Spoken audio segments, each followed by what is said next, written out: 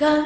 qua thiên nhiên miền trôi dẻo trên chú cha in cả lom em cả thiếu tí rong cả tí biang mà cụ tin miền trôi dẻo trên chang changin kalungain chang changin kalolom chin lau male lau lo va ama kuti min choai zel chi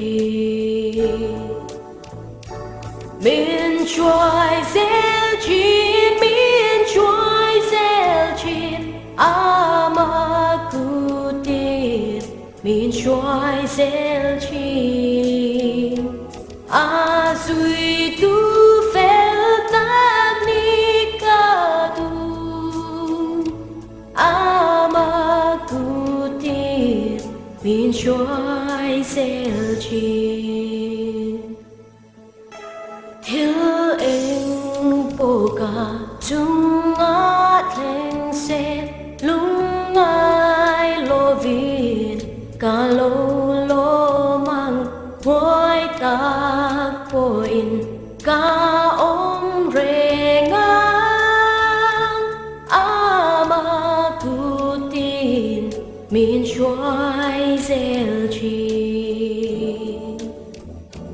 miền trôi dẻo chín miền trôi dẻo chín mà cụ tin miền trôi dẻo chín duy tu phèo ta ni ca tu mà cụ tin miền trôi dẻo chín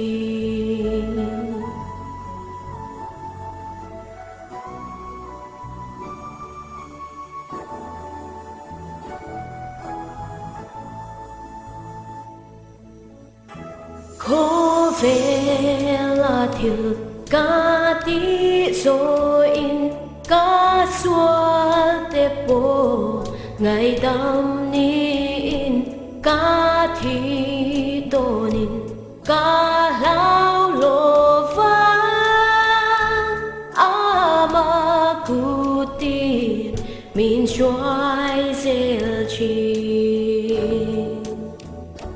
miền trôi dẻo chín miền trôi dẻo chín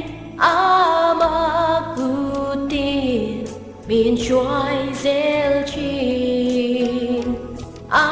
duy tu phèo ta ni ca tu mà cụ tin miền trôi dẻo chín